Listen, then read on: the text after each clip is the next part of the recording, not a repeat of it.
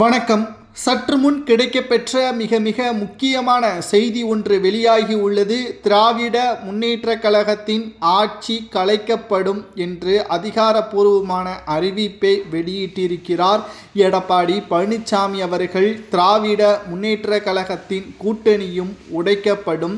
2026 சட்டமன்ற தேர்தல் நடைபெறுவதற்கு முன்பாக அதிமுகவின் மிக பெரிய கூட்டணி அமையும் என்றும் எடப்பாடி பழனிசாமி அவர்கள் நேற்று நடைபெற்ற அதிமுக செயற்குழு கூட்டத்தில் பேசியுள்ளார். 4 ஆண்டுகள் தொடங்க உள்ள நிலையில் 5 ஆண்டுகளில் என்னதான் திமுகவின் தலைவரும் தமிழக முதல்வர் ஸ்டாலின் அவர்கள் செய்தார் என்ற மிகப்பெரிய ஒரு கேள்வியையும் இங்கு முன்வைத்திருக்கிறார். ஒட்டுமொத்தமாக அதிமுகவின் ஆட்சியில் நிறைவேற்றப்பட்ட திட்டங்கள் கடைசி நேரத்தில் முடிவடையக்கூடிய நிலையில் ஆட்சி மாற்றம் ஏற்பட்டதால் திமுக ஆட்சியில் அது திறப்பு விழாவாக பெயர் மாற்றப்பட்டுள்ளது. ஆனால் திமுகவின் ஆட்சியில் அவர்கள் சொன்ன வாக்குறுதி எத்தனை நிறைவேற்றப்பட்டது என்பதை பட்டியலிட முடியுமா ஸ்டாலினால் என்ற கேள்வியையும் இங்கு முன்வைத்திருக்கிறார் எடப்பாடி பழனிசாமி அவர்கள். 13 கட்சிகளுடன் கூட்டணியில் இருக்கின்ற திமுக வருகின்ற சட்டப்பேரவை தேர்தலை சந்திக்கிறது.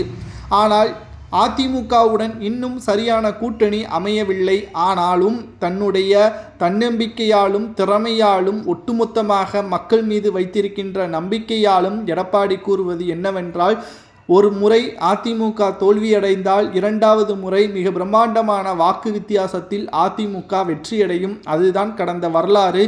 ஆனால் இந்த முறை திமுக எதிர்க்கட்சி அந்தஸ்தை இழக்கக்கூடிய நிலைமை உருவாகும். எப்படி 2011ஆம் ஆண்டு எதிர்க்கட்சி அந்தஸ்தை திமுக இழந்ததோ அதேபோல் இந்த 2026 சட்டமன்ற தேர்தலிலும் திமுக எதிர்க்கட்சி அந்தஸ்தை இழக்கக்கூடிய நிலைமை உருவாகும் என்றும், சரியான கூட்டணியை நாங்கள் அமைப்பும் 2026 சட்டமன்ற தேர்தலில் அதிமுகவின் கொடி கோட்டையில் பறக்கும் என்றும் அழுத்தமாக செயற்குழு கூட்டத்தில் எடப்பாடி பழனிசாமி அவர்கள் பேசியுள்ளார்.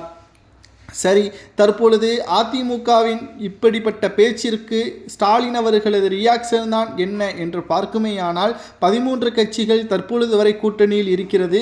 அதுவே எங்களுக்கு போதுமானது தான். 40 தொகுதிகளிலும் கூட்டணி கட்சிகளுடன் வெற்றியடைந்து விட்டோம் என்றும் 200 தொகுதிகளுக்கு மேலாக வெற்றியடைவோம் என்று நம்பிக்கையுடன் இருக்கிறார்.